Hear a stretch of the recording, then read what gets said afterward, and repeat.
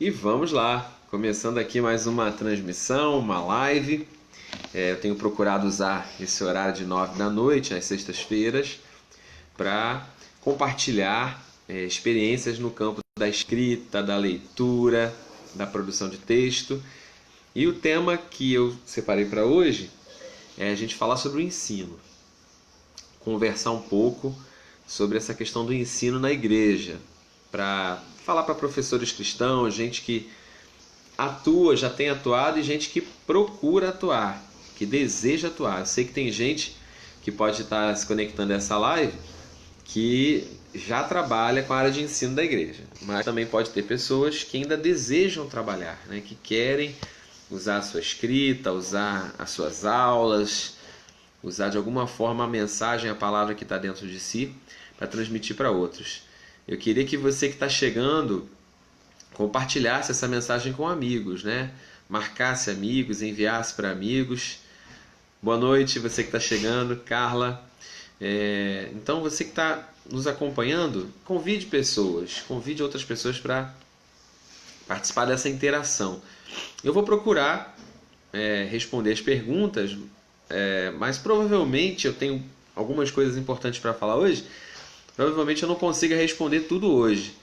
Então, talvez a gente tenha a live 2 do mesmo tema. Igual a gente teve a primeira, a gente começou na semana passada falando para escritores cristãos. E muita gente foi ativada, chamou amigos, convidou, marcou outras pessoas. E aí eu falei que essa semana a gente falaria sobre o ensino na igreja. Mas pode ser que, muito provavelmente, eu não consiga terminar tudo que é para ser falado. Boa noite, Jane, né? Pode ser que eu não consiga falar tudo hoje aqui. Então, deixa suas perguntas aí, que de repente você vai me dar um gatilho para produzir um próximo vídeo, tá?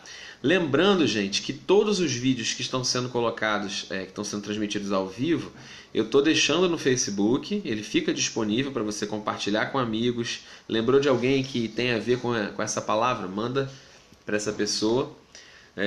O Facebook dá a opção de você ir lá em cima, copiar link e enviar por mensagem, por outros aplicativos.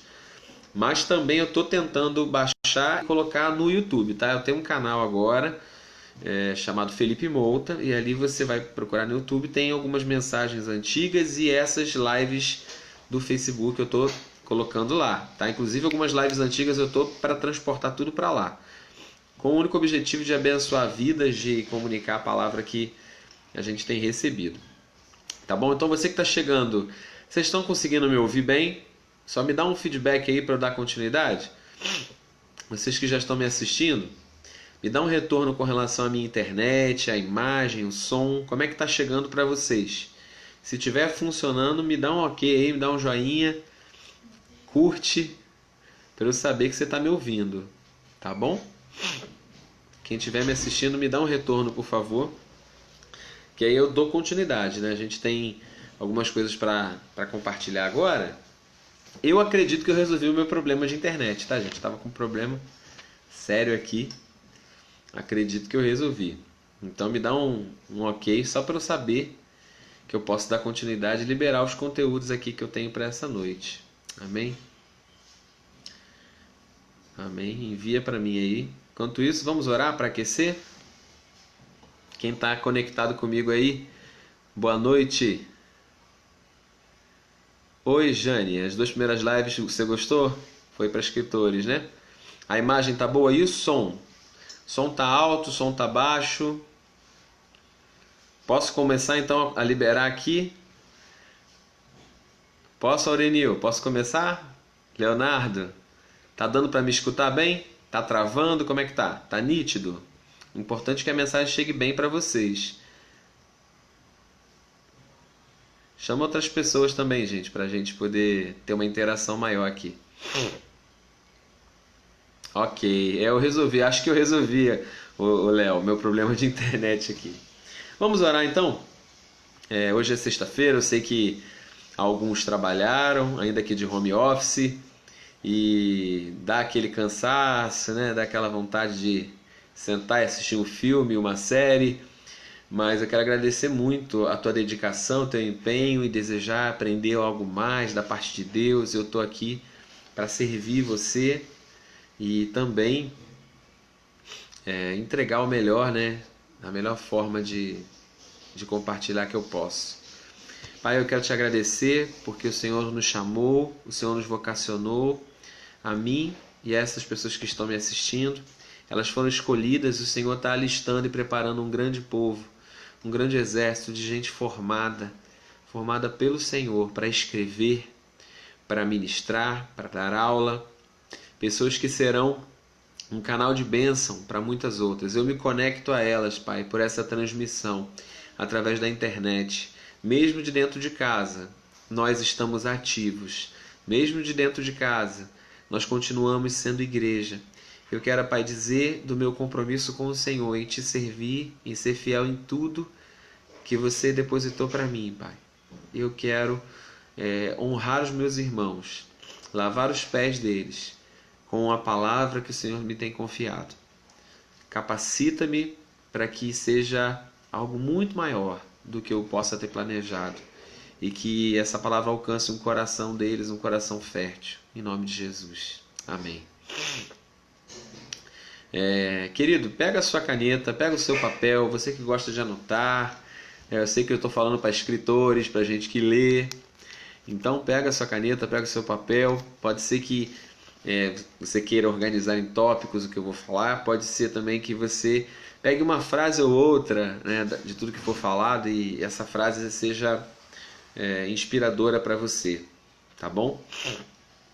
Parte do que eu vou falar é o que eu ministro quando eu falo sobre o ofício do mestre, o ofício mestral na Escola Antioquia. Algumas coisas eu gosto de utilizar na aula, então quem já é meu aluno já pode ter ouvido, mas importa que algumas coisas sejam faladas para que a gente fique mais firme, né?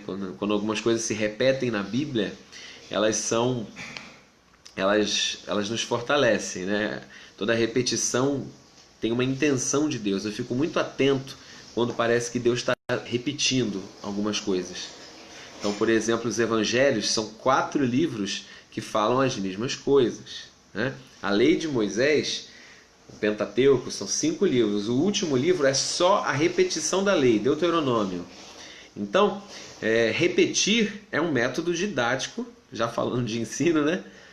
Que é uma forma de fazer você viver. Enquanto você não passar para outro nível, Deus vai continuar repetindo aquela mensagem, aquela linguagem para você. Então, caso alguma coisa aqui, você que já me ouve há um tempo, você já tenha ouvido, não tem problema.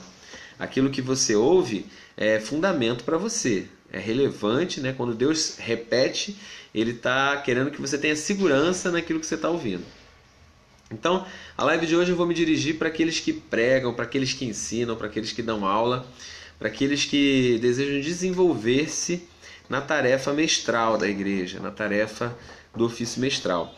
Eu queria começar então do texto que é o nosso embasamento para os 5 ministérios, Efésios capítulo 4, verso 11, que diz assim: Assim, ele designou alguns para apóstolos, outros para profetas, outros para evangelistas e outros para pastores e mestres.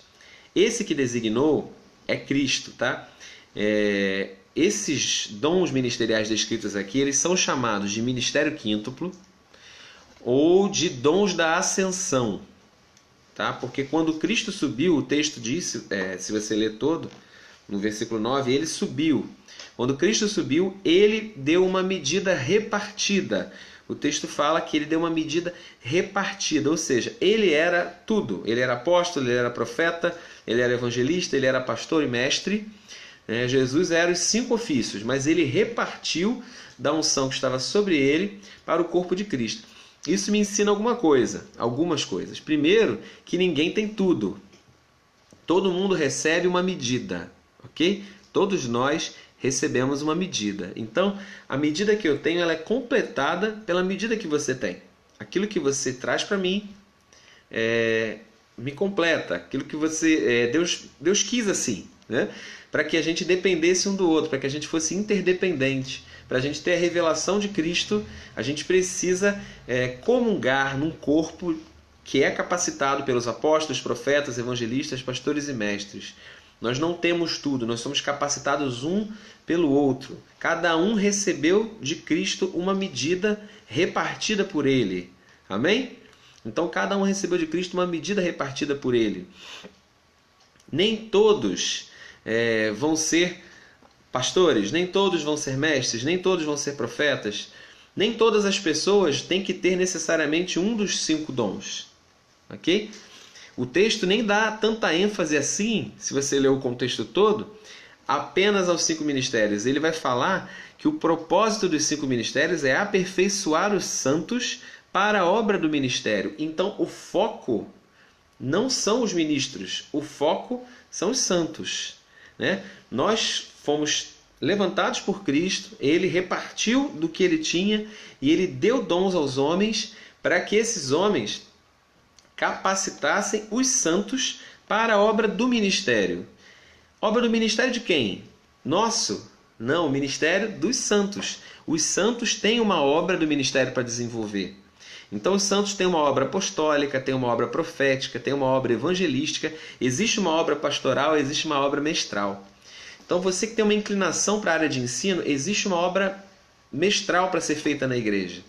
Na igreja de Cristo, igreja com I maiúsculo. Existe uma obra mestral para você desenvolver. Então você que se inclina para isso, que tem vocação, paixão, chamado por isso, não quer dizer que necessariamente você é um mestre de ofício, daquele dos dons da ascensão de Efésios 4:11. Mas você pode ser um santo de Efésios 4:12 que vai desenvolver a obra do ministério de mestre na sua igreja. Então você não é ofício mestral, mas você ajuda no ministério mestral da igreja. Ok? No ministério mestral da igreja. Então eu falo para pessoas aqui que de repente são de várias denominações, igrejas diferentes, e eu te encorajo a desenvolver projetos na área de ensino, desenvolver o ensino da sua igreja, porque o crescimento tem tudo a ver com fundamentação. E existe uma obra na igreja, uma obra mestral, que você precisa, se Deus te chamou para isso, você precisa desenvolver. Nem todos vão ser necessariamente um dos 5 ofícios, como eu falei. Nem todos necessariamente, nem todo vocacionado para um dos 5 dons, pode ser que você seja, são necessariamente pastores. Né? Eu sempre ouço histórias do passado da igreja cristã, onde qualquer jovenzinho que tinha um chamado ministerial, ele logo era apontado como pastor. Né? Então, você que é cristão aí há uns 20, 30 anos, você já deve ter ouvido pessoas falando, fulano é pastor. Por que todo mundo que tinha um chamado era identificado como pastor? Porque até então era o único ofício que se tinha conhecimento, que se tinha mais entendimento na igreja. Hoje a gente já consegue entender que existem dons diferentes. Os dons da ascensão, o dom de Cristo, ele é repartido. Então, antigamente, às vezes, pode ser que a pessoa tivesse uma vocação, um ardor evangelístico, e aí ele recebia uma igreja para ele apacentar. E às vezes não dava certo. Eu gosto de dar o exemplo da cama que eu montei quando eu morei na Bahia. Né? Eu e minha esposa moramos lá, ela está aqui nos bastidores. E eu me lembro que a gente comprou uma cama de madeira que era para o quarto de hóspede, né, da nossa casa lá. E eu estava sem ferramentas na época, né? Depois eu fui adquirindo, ganhando também as minhas. Mas eu tinha que montar a cama e não chamei ninguém, eu mesmo fui montar. Eu peguei uma faca da cozinha e apertei ali os parafusos, fui encaixando e montei aquela cama com uma faca. E deu certo, né? Não quebrou naquele momento. Mas aquela faca ficou com a ponta quebrada. Então, um dia eu estava meditando sobre isso, eu queria que você guardasse isso no seu coração, sobre quando a gente usa a ferramenta errada para a coisa errada. Aliás, para a coisa certa. A gente tem uma obra para fazer, que é montar a cama. Eu tinha que montar a cama, mas eu não tinha a ferramenta certa. Então, para suprir uma necessidade, eu usei uma ferramenta que não era própria. Faca é muito boa para quê, gente? Para cortar tomate, para cortar pão, para passar manteiga, cortar carne. Não é que a faca não presta. E não é que ela não possa servir quando você não tem ali uma chave. Mas eu estraguei uma faca. Eu estraguei uma faca. A cama foi montada, a obra foi feita, mas eu perdi uma faca com isso. Então, o que eu quero dizer com essa analogia? Às vezes nós somos supridores de necessidade, porque a obra tem que ser feita.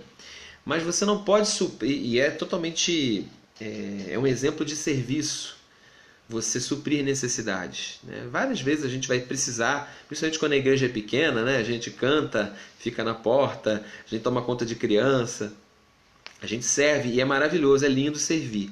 Mas você não pode ser sempre um supridor de necessidades, entende? Se você sempre supre a necessidade e não para ouvir Deus sobre o que é que você tem que fazer, pode ser que você chegue a um desgaste por não estar fazendo aquilo que você deveria fazer. Tem uma frase do Albert Einstein, quer dizer, dizem que é dele, né? Não confirmei, mas que ele diz que qualquer peixe vai se sentir um burro se as pessoas sempre quiserem que ele suba em árvores, né? O peixe ele é muito inteligente se ele tiver que nadar, mas as pessoas vão sempre tomar o peixe por burro se acharem que ele deve subir em árvores.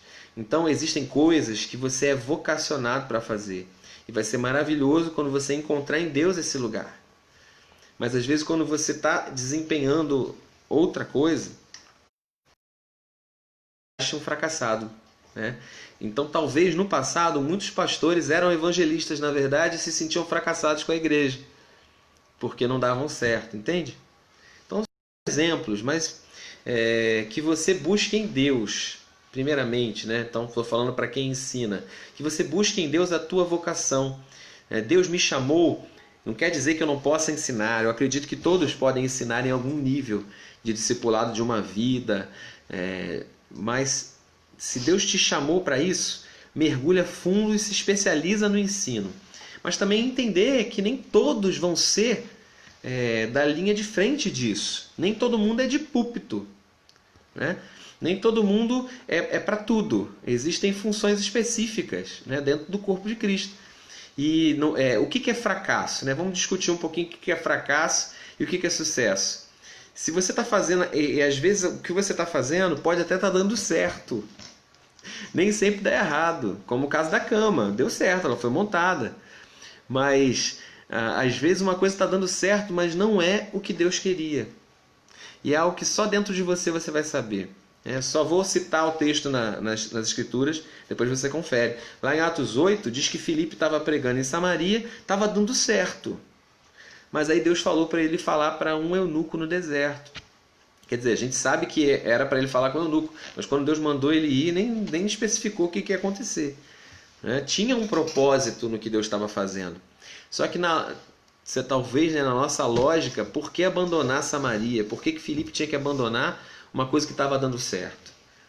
Às vezes o que a gente está fazendo está dando errado porque a gente não é chamado para aquilo, mas às vezes está dando certo e mesmo assim Deus está falando, olha, eu te quero para tal coisa. Na verdade, o que vai dar super certo, o que vai dar mais certo, porque o que dá certo é o que dá certo para Deus.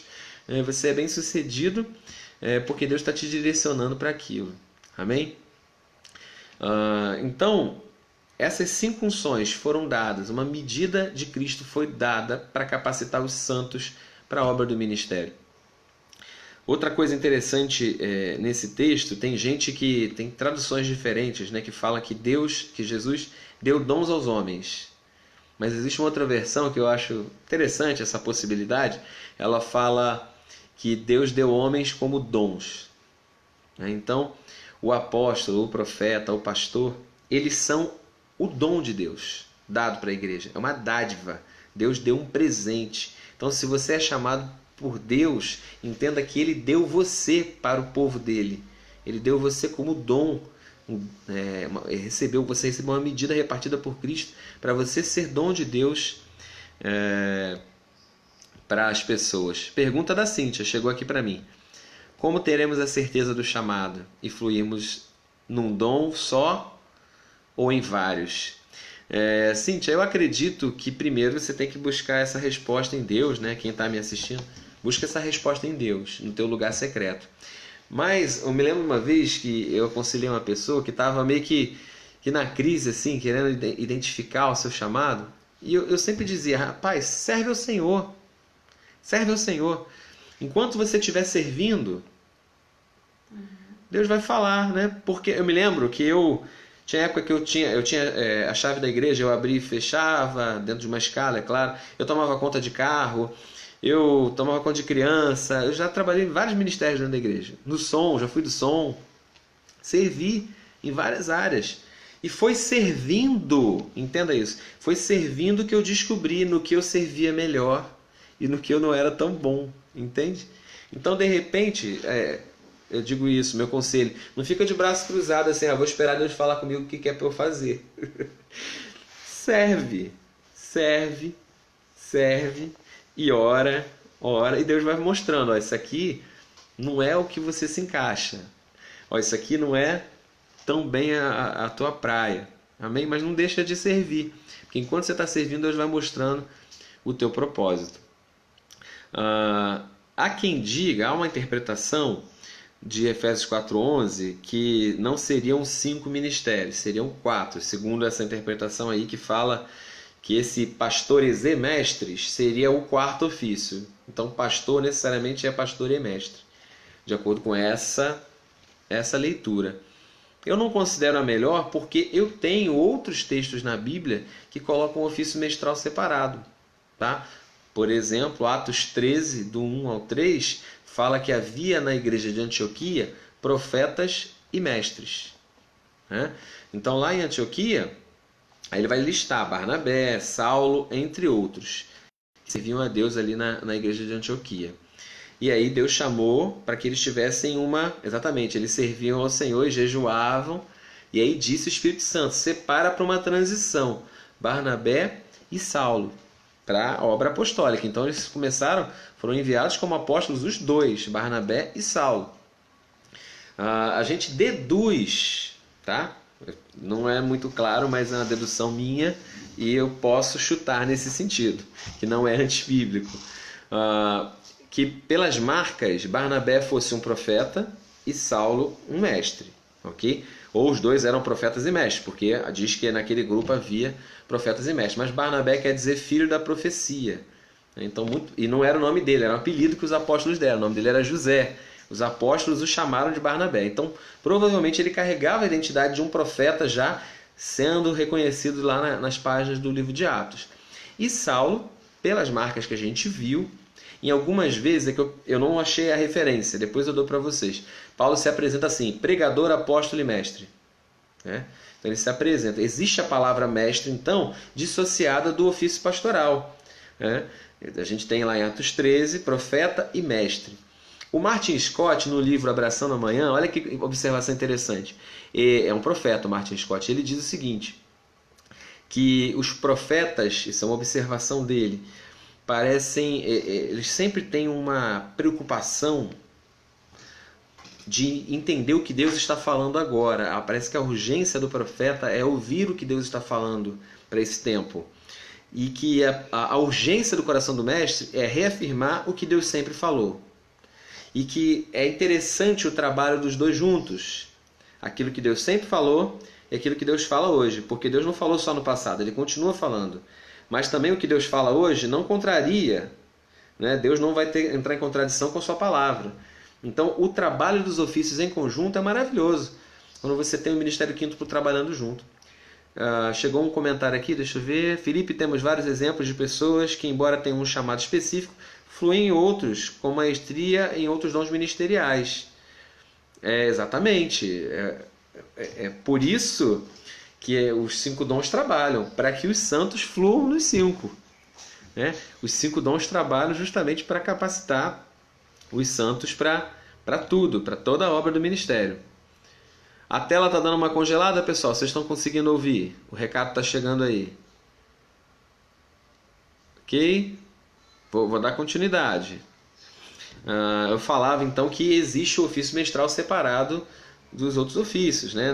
É possível que a pessoa flua no ofício mestral, não necessariamente tem que ser pastor para ser mestre. Ok? 1 Coríntios 12, 28, eu separei aqui também para ler com vocês, vai falando parece seguir uma ordem de como esses dons foram aparecendo na igreja. Tá? 1 Coríntios 12, 28. Assim, na igreja, Deus estabeleceu alguns primeiramente apóstolos, em segundo lugar profetas, em terceiro mestres, em seguida os que realizam milagres, os que têm dons de curar, os que têm dons de prestar ajuda, os que têm dons de administração e falam diversas línguas. Então, não vou entrar nos pormenores desse texto, mas eu só quero chamar atenção para isso. Aqui a gente tem o dom mestral aparecendo logo nessa lista, dissociado de qualquer outro ofício. Tá? Eu arrisco que o texto esteja se referindo a uma ordem, não de importância, quando ele fala primeiramente apóstolo, em segundo lugar profetas. Me parece, pela evolução do livro de Atos, o processo onde esses dons foram aparecendo na igreja. Né? Os primeiros dons levantados por Jesus foram os 12 apóstolos, os primeiros. Depois a gente vê ali lá em Atos 4, no finalzinho, aparecendo José que doa uma propriedade, José de Chipre, os apóstolos o chamam de Barnabé, filho da profecia. Então, parece que aí o ofício profético começa a ser reconhecido. Depois a gente vai ver, né, outros homens sendo reconhecidos como mestres lá na Apolo, no livro de Atos. Então, me parece que os dons... Filipe só vai ser reconhecido como evangelista em Atos 21:8. Né? Em Atos 6, ele é listado ali como um dos que distribuem, ajudam na assistência às viúvas. Mas eu percebo que a igreja vai reconhecendo os ofícios com o tempo, né? Com o tempo do amadurecimento. Cíntia está falando aqui, eu acho maravilhoso todos os ofícios, mas o que diferencia o mestre?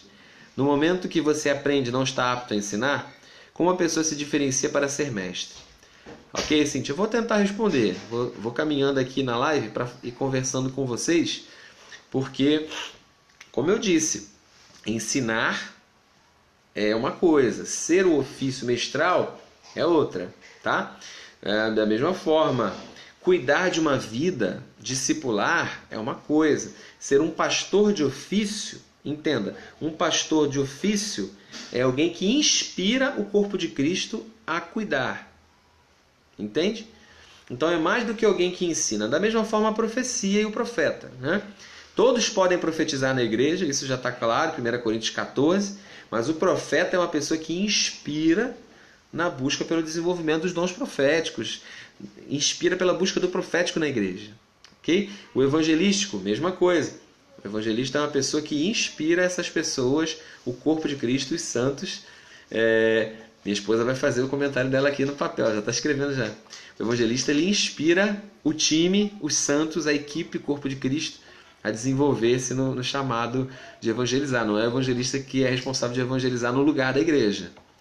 Por que a gente precisa desconstruir essas coisas? Porque talvez no modelo pastoral antigo, que não é o pastoral numa igreja apostólica, a gente achava que era o pastor que tinha atribuição de realizar a obra do ministério. E a gente precisa desconstruir de fato essa mentalidade. Olha, os ofícios vão preparar a igreja para a obra do ministério. Então evangelizar não é obra do evangelista, senão a gente está voltando para uma maneira antiga de pensar, né? Que quem é o ofício é o que realiza a obra, e não é isso. Tá? O ofício é uma referência, é quem ensina sobre o assunto, é quem prepara a igreja para fazer. Tá bom? Então só diferenciando o mestre de ofício daquele que atua no mestral da igreja. Tá? Pode haver numa igreja alguém que é do ofício mestral e aqueles que cooperam com... Porque o próprio texto vai dizer, né, que depois foram surgindo dons na igreja, dons de ajudar, dons de prestar socorro, dons de administração. Então, pessoas que se associam, né, para ajudar no corpo de Cristo a desempenhar. Tá claro, Léo? Léo falou, tá perfeito. Tá entendendo? Amém? Só diferenciar as coisas. E no teu coração, se já arde um chamado, uma vocação, o que você deve fazer? Continuar servindo. Se você está servindo no ambiente do ofício mestral, no serviço mestral, continua servindo. Porque pode ser que você seja vocacionado para ser um ofício que vai inspirar outros no meio do corpo de Cristo. Amém? Pergunta aqui da Camila, chegando para mim. Pergunta não, comentário. Comentário da evangelista. Os ofícios ensinam e ativam aquela unção específica, ok? A unção está na igreja. Até um conselho aqui para vocês, que também são ministros que podem estar me assistindo, alguns podem estar me assistindo, podem ser já ministros de ofício. Nós não fomos chamados para fazer projetos na igreja, para fazer programações, ainda que ela faça parte, né? Fazer congresso, fazer programação, faz parte. Mas para você ter isso em mente, né? Que despertar uma unção na igreja não se resume a uma programação, né? Nós fomos chamados para despertar uma unção na igreja. Não é necessariamente fazer uma programação. Então a Camila escreveu aqui: os ofícios ativam a unção específica no corpo de Cristo. E ela fala sobre confirmação. Eu vou falar isso no final, tá, amor? Vou falar isso no final. A importância do seu dom, do seu chamado ser... Vou falar, me cobrem isso. O seu dom, o seu chamado precisa ser confirmado por um presbitério, tá? Porque tem muita gente que acredita que tem um chamado. Tem um chamado e um profeta já falou. E às vezes é um profeta lá de longe, né, do Japão, veio aqui e liberou uma palavra e eu sou pastor, né? Não é uma pessoa, é um presbitério. E, claro, principalmente aqueles que te mentoriam de perto, né? Os teus pastores são as pessoas mais indicadas para dizer o teu chamado. São as pessoas mais indicadas para reconhecer. Claro que eles não vão dizer algo que já não esteja brotando dentro de você, né? Mas você não pode se auto-nomear, né? É algo que é entendido, que é confirmado por aqueles que, primeiro, por um testemunho interior do Espírito Santo dentro de você, segundo, por aqueles que cobrem a tua vida. Amém? Outro dia eu compartilho como é que foi comigo essa confirmação com o apóstolo Renan, né? E essas transições. Mas vamos fundamentar na palavra. Vamos continuar falando da Bíblia. Depois a gente fala de experiências pessoais, se houver tempo, né? Durante um tempo, então vamos especificar aqui, já explanei um pouquinho sobre 5 ministérios, vamos especificar um pouquinho mais sobre a característica do mestral, né? Vamos falar um pouquinho de ofício mestral, que eu acredito que é o que vocês estão esperando aqui, né? Durante muito tempo, como eu falei, no modelo da igreja tradicional, que a gente cresceu, a Cíntia continua fazendo perguntas, gente, como é que eu vou dar conta? Sobre pregar e ensinar eu vou perguntar, tá, Cíntia? Eu vou responder. O seu ofício corresponde à profissão? Também tenho resposta para isso, Cíntia. Vou falar sobre isso. Coisas que são pano de fundo para o nosso ofício, mas que não necessariamente são o nosso ofício. Okay? Deus pode usar profissão, características de personalidade, mas personalidade não é igual a ofício. Tá? Então, às vezes, eu acabo entrando no assunto. Vamos lá. Mas é bom, tá dinâmico. Às vezes eu ouço pessoas falando assim: fulano é mestre, olha como ele é educado. Pelo amor de Deus, né? Olha como ele é gentil. O outro é profeta, olha a resposta que ele dá. Rapaz, mas sabe, parece que há às vezes uma confusão de temperamento com e às vezes até temperamento não trabalhado pelo Espírito, com ofício ministerial. É claro que as nuances temperamentais, né, que os traços do seu jeito de ser, podem ser ferramentas que Deus usa para o seu ofício e podem ser empecilho para ele. Quando eu olho para os profetas da Bíblia, por exemplo, eu vejo profetas de temperamentos muito diferentes, né? Tem profeta que é mais sanguíneo, tem profeta que é melancólico. Jeremias, ele não queria entregar a palavra de jeito nenhum. Ele falava: a palavra lá dentro de mim é como um fogo. Eu não queria, mas ele tinha que entregar, né? Então, Elias, né, com um comportamento assim de querer morrer, melancólico. Mas a gente já tem outros, um temperamento mais sanguíneo, né? A gente pode falar de Davi também, que fluiu no profético, entre outras características, mas os temperamentos não são determinantes para identificar um ofício, tá? Então, às vezes as pessoas até pensam em relação à profissão. Ele dá aula por exemplo, eu sou professor fora, né? Sou professor de português. E tem irmãos que são professores de história. E eu quero destravar aqui uma chave para você. Não é porque você é professor fora que necessariamente você tem que ser professor na igreja. Claro que Deus pode usar isso. Claro. Como usa muito. Mas não é porque você cantava fora que você vai cantar na igreja necessariamente. Não é porque você tem um trabalho, eu trabalho com vendas, sou comunicativo, sou um evangelista. Não necessariamente, entende? Claro que Deus pode usar esse pano de fundo, essa sua formação, a sua história, Deus que te moldou, Ele pode usar. Como também, às vezes o nosso jeito de ser pode ser até um empecilho para o que Deus vai fazer. Quem sabe você está me ouvindo, você vai identificar coisas em você que até atrapalham, que tem que ser removido, né, do teu jeito de ser, para poder fluir naquilo que Deus te chamou. Ok? Vamos focar no ofício mestral. Eu estava falando que no modelo de igreja antiga, era muito reconhecido o ofício pastoral, né? E qualquer pessoa que tinha dom era logo encaixada como um pastor. E nem sempre ela se via como pastora, né? Como pastor. Muitas vezes era uma frustração, ela não atendia a expectativa, porque não era pastor, era evangelista, era profeta, era mestre, e estava ali desempenhando o ofício pastoral. E os mestres, onde que eles eram? Porque sempre existiu isso na igreja, tá? Isso não é novidade agora. Agora a gente está reconhecendo os ofícios diferentes que Jesus deu para a igreja. Mas eles sempre existiram, sempre teve apóstolo, sempre teve profeta, em todas as épocas. Mas o reconhecimento é importante, não por uma questão de nome, mas por uma questão da pessoa exercitar o chamado.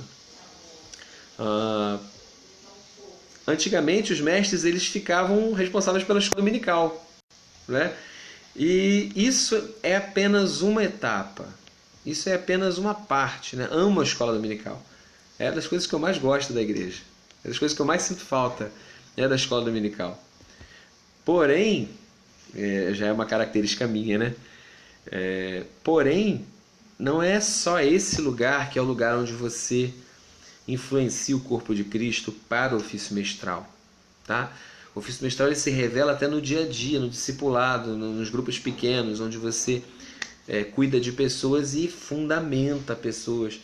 O ofício mestral, de uma forma geral, ele pode levar a igreja, ele vem com essa intenção, levar a igreja à maturidade, vacinar a igreja contra as heresias, as falsas doutrinas e fazer com que a palavra de Deus cresça e prevaleça.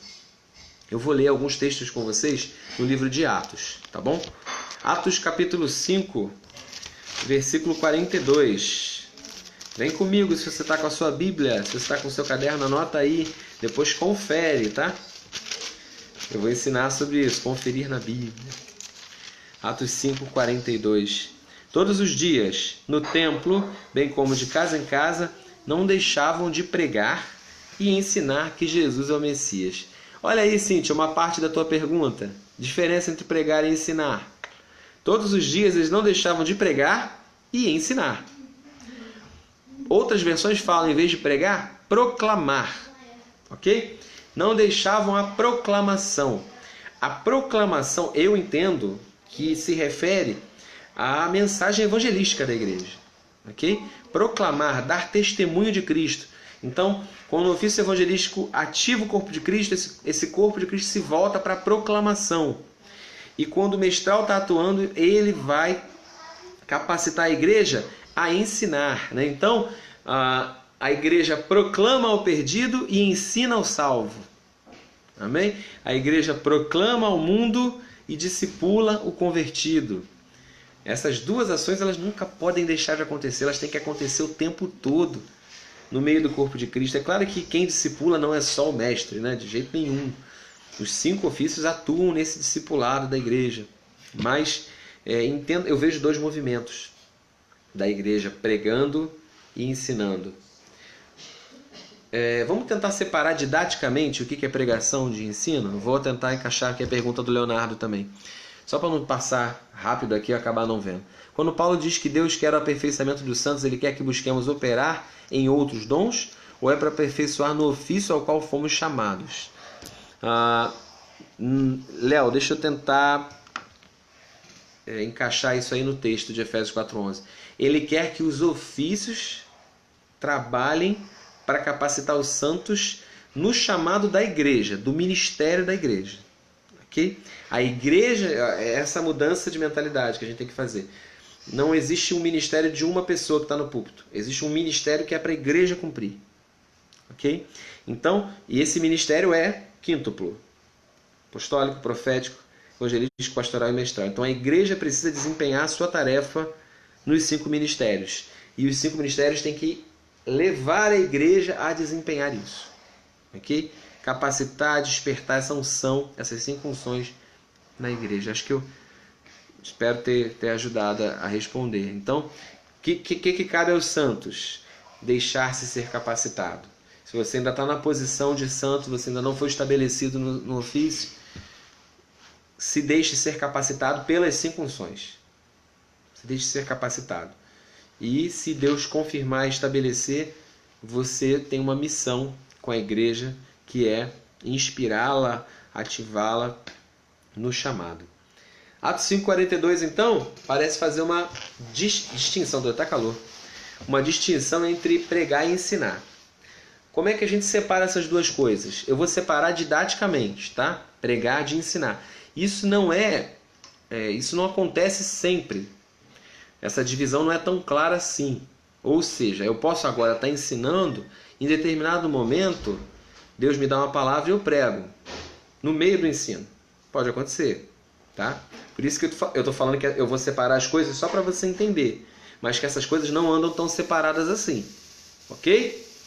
Eu posso estar aqui e de repente parar, olhar para a câmera e falar: você que está passando aqui agora, que não entregou a tua vida para Jesus. E não só essa mensagem, mas algo inspirado momentaneamente pelo Espírito para atingir um objetivo. Então, às vezes, no meio de um ensino, entra uma pregação. E às vezes, muitas vezes, no meio de uma pregação, acontece o ensino. Depende muito da característica do ministro, né? Tem ministros que mais pregam que ensinam, e isso é Jesus que dá, Jesus que estabelece. E tem ministros que ensinam mais do que pregam. Ok? Tem ministro que até quando tenta pregar, ensina. E outro que até quando tenta ensinar, prega. O que eu diria que é uma coisa, a diferença de uma coisa e outra? Pregar tem a ver com uma revelação do momento. Ok? Pregar, isso eu aprendi com o apóstolo Renan. A gente, nas nossas conversas, assim, logo no início das minhas ministrações, quando eu comecei a pregar, quando ele me chamou pela primeira vez, ele me ensinou muitas coisas, e uma das primeiras falas dele foi essa diferença entre pregar e ensinar, que essas coisas caminham juntas, mas que há uma distinção, né? Pregar tem a ver com uma necessidade do momento. A Denise está até escrevendo aqui. Em sendo instrumento, deixa eu ler com calma, todos podemos ser usados como barro nas mãos do oleiro. Denise, você me lembra bem a pregação que eu fiz. Lembrei de você, né? Eu estava pregando, provavelmente eu estava ensinando algum tópico, e no meio da pregação eu mencionei algo que tocou a vida dela. E depois que ela me falou, eu nem lembrava que eu tinha falado aquilo na pregação. Então, isso é muito característica da pregação. Você falar uma coisa que é para aquele momento.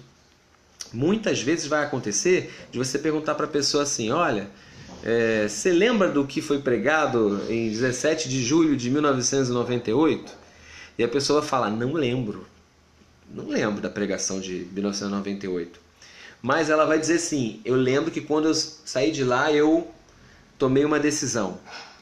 Seja decisão em aceitar Jesus, seja decisão em sair de emprego, decisão em aceitar o emprego.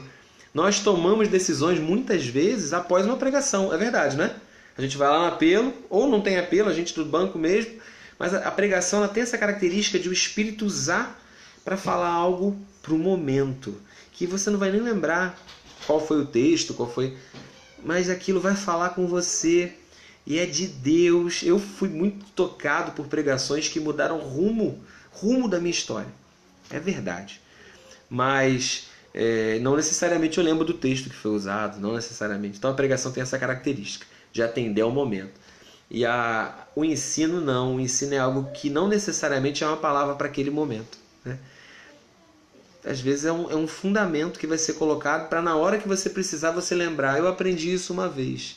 A gente faz isso lá na nossa igreja, Ministério Terra Fértil, através das escolas. Na verdade, a escola de discípulos, nas aulas, ela não necessariamente está ensinando uma coisa que é para aquele dia, mas ela está colocando fundamentos na vida do novo discípulo para quando ele precisar, ele está fundamentado.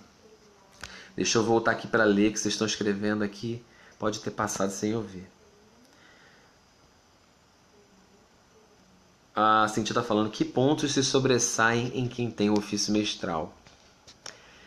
Então, ao longo da live aqui, ou na próxima, a gente vai dar mais essas características do mestre, ok? Sim. Denise está falando do fluir apostólico do apóstolo Renan e da marca mestral que ele tem, e foi importantíssimo na minha formação, né? Muito. Eu me lembro com 12 anos, ciclo, para mim, eu tinha 12, né? E ele falando, pesquisa aí, isso aqui significa o quê? Me dando uma semana para eu responder para ele. Eu ia para casa e ia estudar para poder conversar com ele. E assim, isso é maravilhoso, quando a gente ensina não para uma necessidade. Às vezes, no nosso grupo pequeno, nossa célula, a gente fala muito para as necessidades do momento, mas a gente não pode menosprezar o ensino eterno, aquilo que vai ficar para sempre na pessoa. Mas acho que isso aí também, Cíntia, é uma marca do mestral, né? Uma preocupação com ensinos que são eternos, com princípios que são eternos. Atos 5,42 então mostra que havia... Fábio Oza está comentando aqui, a Cíntia só dá pedrada, só pergunta difícil, Fábio. Para pensar mesmo. Mas assim, tá tudo dentro, o que ela está falando tá tudo pertinente ao que eu realmente me propus a falar aqui. Denise está propondo aqui que eu faça lives com pessoas que fluem outros dons para falarem mais a respeito de cada um. Aí, ó, já tem um evangelista aqui em casa pra gente conversar. Quem sabe, né? Vou guardar essa aqui, Denise, nos meus projetos posteriores, tá bom? Na sequência do que eu programei por enquanto eu vou continuar falando mais do mestral, que é a praia que eu gosto mesmo. Mas, ok, ideia anotada. Vocês estão conversando aí, vamos seguir. Atos 5,42 fala que a igreja era perseverante no ensino, todos os dias. Todo dia, pregando, ensinando, pregando, ensinando, pregando, ensinando. Eles não cessavam de pregar e ensinar que Jesus é o Messias. Aí o que acontece? Porque a igreja era incessante em pregar e ensinar, Atos capítulo 6, só virar uma página, versículo 7, diz que a palavra de Deus era divulgada, de modo que se multiplicava grandemente o número de discípulos em Jerusalém, e inclusive muitos sacerdotes obedeciam à fé. A palavra de Deus era divulgada e o número de discípulos se multiplicava. Chegou ao ponto das autoridades lá de Jerusalém falarem, olha, vocês encheram Jerusalém com essa doutrina. Você imagina o que é isso? Por isso que eu falei com o Leonardo agora, respondendo a pergunta. Ministério da igreja, né? A igreja é estabelecida numa comunidade para encher aquela comunidade de ensino. Entre as tarefas, né, da igreja, encher aquela comunidade de ensino. Os líderes de Jerusalém falaram, olha, esses homens são arruaceiros, estão virando tudo de cabeça para baixo, estão revirando as nossas crenças. E eu acredito, né, que a gente pode mudar ideologias, mudar pensamentos, mudar sistemas de crença que existem em regiões, né, através dos 5 dons ministeriais, né, cooperando. Ninguém recebeu tudo, não é tarefa só do mestre, né, é tarefa da igreja, dos 5 dons juntos. Então em Atos 5,42 diz que todo dia eles pregavam e ensinavam. Atos 6,7, porque todo dia eles pregavam e ensinavam, a palavra crescia. Percebe que é uma crescente? Atos 8,4 diz que veio a perseguição depois da morte de Estevão. Enquanto isso, os que haviam sido dispersos pregavam a palavra por onde quer que fossem. Então, todos os dias pregavam e ensinavam. A palavra crescia e se multiplicava. Cresceu tanto em Jerusalém que aqueles que foram dispersos continuaram pregando por onde quer que fossem. Olha que coisa maravilhosa. A palavra de Deus crescia. Nós não devemos buscar o crescimento do nosso ministério. Nosso ministério pessoal, o ministério do Felipe Mouta, o ministério da Cíntia Rochelle, o ministério do Fábio Oza, né? Nós devemos buscar o crescimento da palavra. Você, de repente, está me assistindo, pastor, líder, na sua congregação, a palavra de Deus tem crescido? Esse é o trabalho mestral. Fazer a palavra de Deus crescer, o nível de palavra daquela igreja crescer. Na sua comunidade, no seu bairro, a palavra tem crescido, tem se multiplicado.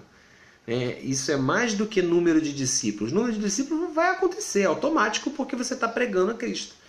Mas não é apenas número de discípulos, é fazer com que a palavra cresça na comunidade, no bairro onde você está. E por fim, Atos 17:11, em uma dessas comunidades onde os discípulos foram dispersos e foram pregando e ensinando, e todo dia proclamando e ensinando, eles chegaram a uma comunidade chamada de Bereia. Não é Bleia, é Bereia, ok? É isso, Fábio? Atos 17:11.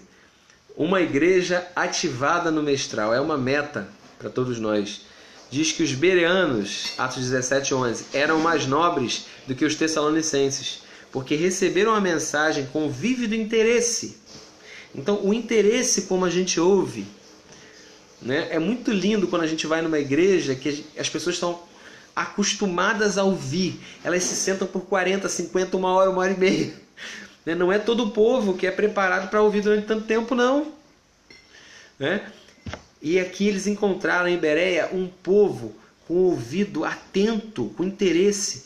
Se dedicaram ao estudo diário das Escrituras, com o propósito de avaliar se tudo correspondia. Então eles ouviam a pregação e olhavam para a Escritura para conferir se aquilo que eles estavam ouvindo estava de acordo. Então não é só ouvir com interesse, é ouvir com interesse e conferir com a Escritura. Isso é maravilhoso, né? Uma igreja que confere tudo com a Escritura. Um verdadeiro mover de Deus não se ofende em dar referência bíblica. É claro que a gente não tem que chegar para ninguém, para nenhum ministro, para nenhuma pessoa e falar, isso aí que você está falando, tem que ter base bíblica, me dá a base bíblica aí. Não agir com truculência e ignorância, mas na humildade pedir a qualquer ministro de Cristo, por favor, para eu crer melhor, eu preciso de uma base, me dê referências, me dê... só para eu poder ter convicção, porque nós precisamos ter as nossas convicções embasadas em textos da palavra de Deus. É a nossa regra de fé e prática. Então, um verdadeiro ministro de Deus, um verdadeiro homem de Deus, um verdadeiro mover de Deus, ele não fica chateado. Por quê? Jesus não se ofende em fazer referência à sua palavra. Se você encontrar com um anjo, pode pedir um texto bíblico para ele, que ele não vai ficar ofendido. Um verdadeiro mover de Deus, um verdadeiro mensageiro de Deus, qualquer que seja, não vai se ofender de você pedir uma referência na Bíblia para aquilo que você quer ter mais certeza. Eu mesmo preciso. Quando eu tenho dúvida de alguma coisa, eu preciso olhar, não, deixa eu conferir. É isso mesmo que está aqui, A gente precisa instigar o corpo de Cristo a que ame e que se dedique diariamente. Uma das grandes vitórias da Reforma Protestante foi o fato da gente ter a livre interpretação da Bíblia. Então eu posso pegar a Bíblia e ter a minha interpretação. A Bíblia não pode ser, irmãos, e uma coisa que eu reclamo muito, apenas algo que eu carrego embaixo do braço. Às vezes, eu não estou falando de nenhum exemplo conhecido, tá? Mas às vezes a pessoa pode escolher a Bíblia que vai comprar, e eu trabalho com livraria, eu sei disso, por causa da versão que a igreja lê, para ler na igreja. A Bíblia que a gente compra não é apenas para a gente ler na igreja. A Bíblia que a gente compra é para a gente ler em casa. A Bíblia não é marcador de lugar no culto. Agora eu botei ali minha Bíblia para marcar o lugar. Pode parecer exagerado isso que eu estou falando, meio cri-cri, mas assim, eu me incomodo quando a gente trata a Bíblia como apenas um marcador de lugar. Ela é além da igreja. Ela é para... Você deve comprar uma Bíblia para ler, não uma Bíblia para levar para a igreja, entende? Mas se a gente leva a Bíblia para a igreja, isso é um costume dos protestantes, levar a Bíblia para a igreja, é para fazer o que o pessoal de Bereia fazia. É para conferir, é para ouvir e analisar e comparar textos. Ok? É para isso. E isso não é questionar. Tá travando aí, Jane? Opa! Espero que a conexão se mantenha. Quando ficar ok, me diz que está ok. Tá bom? Vocês estão conseguindo me ouvir? Ok, eu acho que já estabilizou. Ok. Perdi até o momento que eu estava. Sobre conferir na Bíblia, né? Então, o verdadeiro mover de Deus não se ofende de pedir argumento bíblico, de pedir para conferir determinado texto na Bíblia. Eu tenho 27 anos de cristão. Eu sempre dou esse exemplo para não culpar ninguém, mas para trazer responsabilidade para mim, e você faz a sua reflexão. Dá para ler a Bíblia uma vez por ano. Se você lê 3 capítulos por dia e 5 aos domingos, você consegue ler, está aprovado, consegue ler a Bíblia toda em um ano. Existem outros planos de leitura bíblica que você consegue ler em 100 dias, em menos tempo, em mais tempo também. Mas de uma forma bem tranquila, lendo bem pouco, você consegue ler a Bíblia toda em um ano. Eu já ouvi uma pessoa falando assim, que tem que fazer muito esforço para não ler a Bíblia em um ano. Então eu sempre faço essa pergunta para mim mesmo e eu me confronto com isso. Eu tenho 27 anos de cristão e eu ainda não li a Bíblia 27 vezes. Eu quero trazer esse desafio para você. Pensa aí, fica quieto, não precisa comentar nada. Quantos anos de cristão você tem? Quantas vezes você leu a Bíblia toda?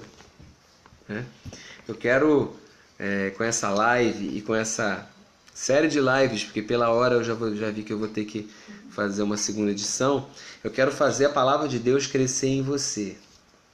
Como aqueles primeiros lá de Jerusalém fizeram a palavra de Deus crescer naquela comunidade local. Então eu quero fazer a palavra de Deus crescer em indivíduos, fazer a palavra de Deus crescer na igreja, fazer a palavra de Deus crescer no bairro, na cidade, na nação. Então, quero te desafiar. Você já leu a sua Bíblia toda? Leia toda. Existem livros que às vezes a gente lê várias vezes porque é muito mais fácil, a gente gosta. Me lembro que eu lia João assim várias vezes. Mas a gente também tem que ler Jó, a gente também tem que ler Ezequiel, para poder ter uma visão panorâmica, uma visão geral. A gente pode fazer até mais lives até sobre livros da Bíblia. Estou tendo várias ideias aqui para a gente fazer live. Mas eu quero fechar te desafiando a buscar um nível maior de dedicação na Bíblia. O último texto que eu vou ler está em Atos capítulo 6, verso 4, que fala de como aqueles apóstolos zelavam pelo ministério da palavra. Ok? Atos capítulo 6, versículo 4. Eles estavam levantando na igreja pessoas com vocações para servir as mesas, para ajudar o próximo. Tinham que ser homens cheios do Espírito, tinham que ser homens de boa reputação para lidar com gente, porque os apóstolos já estavam errando na distribuição das cestas básicas. Então eles estavam acumulando tarefas. E às vezes na igreja a gente acumula demandas, são muitas coisas para fazer. Então corre-se o risco de nós, que já estamos operando no ministério, nos ocuparmos tanto que abandonemos o que deve ser a essência de um ofício ministerial, não só do ofício mestral. Olha o que os apóstolos disseram: nós nos dedicaremos à oração e ao ministério da palavra. Existe um ministério da palavra. Por isso que eu falei, vou fazer uma live para quem ensina. Não necessariamente você é um mestre de ofício, mas todos nós atuamos no ministério de fazer crescer a palavra de Deus. Seja num pequeno grupo, seja na vida de uma pessoa que eu estou discipulando, ensinando, a gente precisa fazer a palavra de Deus crescer. Amém? Esse é o nosso chamado, essa é a nossa vocação. Fazer a palavra de Deus crescer. E aqueles apóstolos, eles delegaram tarefas para se dedicarem mais. Precisamos nos dedicar num nível maior. Há muitas demandas que a vida nos pressiona a fazer, mas a gente precisa separar tempo e ser diligente no ensino, ser dedicado no ensino. Irmãos, eu preparei aqui 3 páginas, eu falei a primeira. Amém? Fico feliz em tempo ter passado tão rápido. Cíntia pediu para eu repetir? Atos 6,4. Aqueles apóstolos delegaram outras demandas que eles tinham na igreja, e nós podemos ter muitas demandas na vida, e eles deixaram uma deixa. Eles falaram assim, nós vamos nos dedicar ao ministério da palavra. Então havia um ministério, existe um ministério que é de fazer crescer a palavra, e eles foram muito bem sucedidos nisso lá em Atos dos Apóstolos. Cíntia, guarda as tuas 27 perguntas. É porque tem 27 anos de crente, é isso? Eu tenho 27 anos de crente. Tem 27 perguntas. Guarda tuas perguntas para a próxima. Eu vou fazer a parte 2. Para quem ensina na igreja, parte 2. Igual a gente fez formando escritores cristãos, parte 1, parte 2. Acredito que na parte 2 eu consigo responder as perguntas da Cíntia e fechar aqui o que eu deixei preparado, dar dicas. E aí eu ouvindo vocês aqui, eu vi sugestões para outras lives que podem ser feitas lá na frente. Falar sobre livros da Bíblia, falar sobre livros que não são da Bíblia, mas que eu gosto de ler e podem ser complementares. Eu tenho o meu top 13, os 13 livros que eu mais gosto. A gente pode até conversar sobre os livros que a gente leu. Amo essas coisas, amo essa interação. Ajuda a gente a se aproximar um pouquinho, né? Gente, obrigado por você ter ficado comigo. Como eu disse, é uma sexta-feira. Essa live vai ficar disponível na minha linha do tempo no Facebook. E depois eu vou carregar lá no meu YouTube, tá? YouTube Felipe Mouta. Então, me siga, né? Como minha filha sempre me ensina, me siga nas redes sociais. Se inscreva no canal. Ative o sininho das notificações. Pra você não perder nenhum vídeo. Pra você não perder nenhum vídeo. Meu pai posta no canal dele. Que eu posto no meu canal. É isso aí, a dica aqui da minha YouTuber. Tô aprendendo, gente. E o objetivo disso tudo é fazer a palavra crescer. Amém? Deixa eu orar mais uma vez pela tua vida.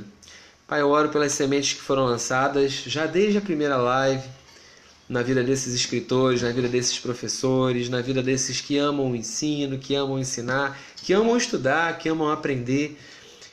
Ajuda, Senhor, a que eles sejam mais capacitados, Pai, a que eles alcancem o alvo, que o coração deles possa ferver em oração, em buscar a direção Tua para entregar o melhor ao corpo de Cristo. Eu abençoo vocês em nome de Jesus. Amém?